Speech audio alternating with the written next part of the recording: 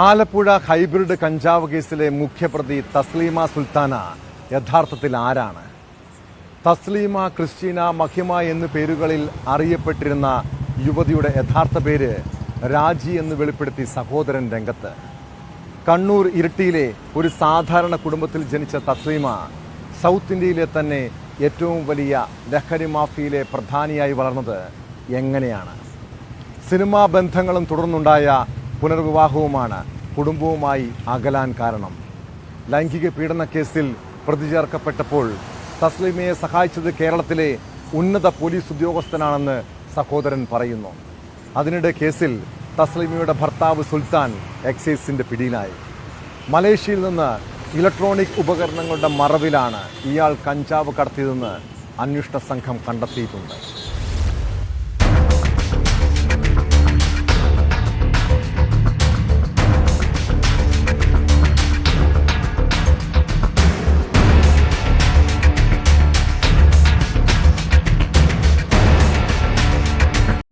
കണ്ണൂർ ഇരിട്ടിയിൽ നിന്നും കർണാടക ഉടുപ്പിയിലേക്ക് കുടിയേറിയ കർഷക കുടുംബമാണ് തസ്ലീമയുടേത്.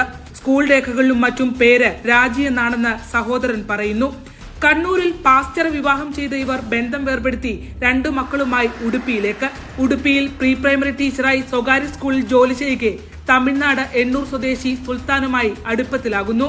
തസ്ലീമയുടെ സിനിമാ ബന്ധങ്ങളും സുൽത്താനുമായുള്ള അടുപ്പവുമെല്ലാം സഹോദരനിൽ കടുത്ത വിയോജിപ്പ് ഉണ്ടാക്കുന്നു.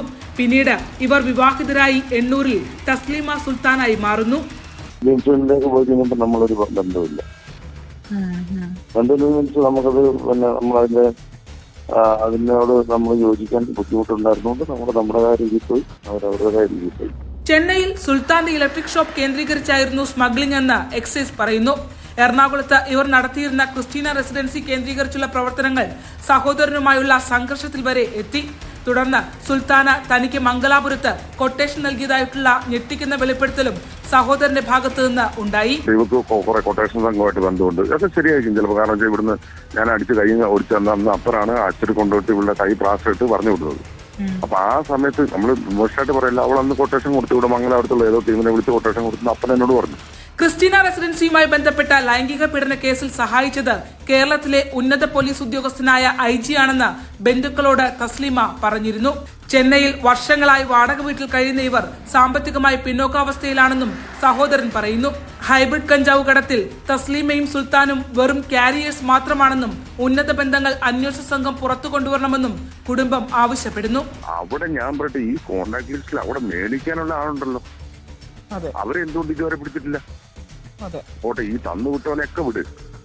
ഇവര് കറക്റ്റ് ചാറ്റ് ചെയ്ത് ഇപ്പൊ അതിനകത്ത് പറയുന്നുണ്ട് ഇവര് വിരിച്ച വലയിൽ വന്ന് വീണതാ. അവിടെയുള്ളവരെ തോന്നി ഇങ്ങനെ ഒരു ഇൻഫർമേഷൻ കിട്ടി. അപ്പൊ അതിന് വല വിരിച്ചിട്ടാണ് എക്സൈസ് പിടിച്ചതും. അങ്ങനെ ഈ വല വിരിച്ചപ്പോ ഈ മേടിക്കാൻ നിന്നാണ് എന്നെ പിടിക്കാത്തത്. കറക്റ്റ് ഓഫീസർമാര് കറക്റ്റാണ് എല്ലാ കാര്യം പുറത്തു വരും. അപ്പൊ അവര് ഇതൊക്കെ മറച്ച് കുറെ കാര്യം മറച്ച് കുറെ അങ്ങ് വിഴുങ്ങി, എന്നിട്ട് കുറച്ച് കാര്യം മാത്രം പുറത്തു വിട്ടു. കേസിൽ പിടിയിലായ സുൽത്താൻ എണ്ണൂരിൽ തന്നെയാണ് ഉണ്ടായിരുന്നത്. മതിയാണ് യഥാർത്ഥത്തിൽ നമുക്ക് ഇന്ന് സുൽത്താനെ കണ്ടെത്തുന്നതിന് വേണ്ടി സഹായകരമായിട്ടുള്ളത്. ഈ ദൂരം കുറഞ്ഞ വളരെ ഡേഞ്ചറായിട്ടുള്ള ഒരു സ്ഥലമാണ്. ആ ഒരു സ്ഥലത്ത് നിന്ന് ഇതേപോലുള്ള ഒരു തലൈവന്മാരുടെ ഒരു സഹായം കൊണ്ടാണ് നമുക്ക് അദ്ദേഹത്തെ ഈ പറയുന്ന സെൽവിയെ പിടികൂടാൻ കഴിഞ്ഞിട്ടുള്ളത്. സുൽത്താനെ പിടികൂടാൻ കഴിഞ്ഞിട്ടുള്ളത്. ഇലക്ട്രോണിക് സാധനങ്ങൾ വാങ്ങാൻ എന്ന പേരിൽ മലേഷ്യയിൽ നിന്നുമാണ് കഞ്ചാവ് കടത്തിയതെന്നാണ് അന്വേഷണ സംഘം വ്യക്തമാക്കുന്നത്. കഴിഞ്ഞ 25 മുതൽ 27 വരെ ഉടുപ്പിയിൽ തസ്ലീമ കുടുംബസമേതം അച്ഛന്റെ മരണാനന്തര ചടങ്ങുകൾ പങ്കെടുക്കുവാൻ ഉണ്ടായിരുന്നുവെന്ന് സഹോദരൻ പറയുന്നു.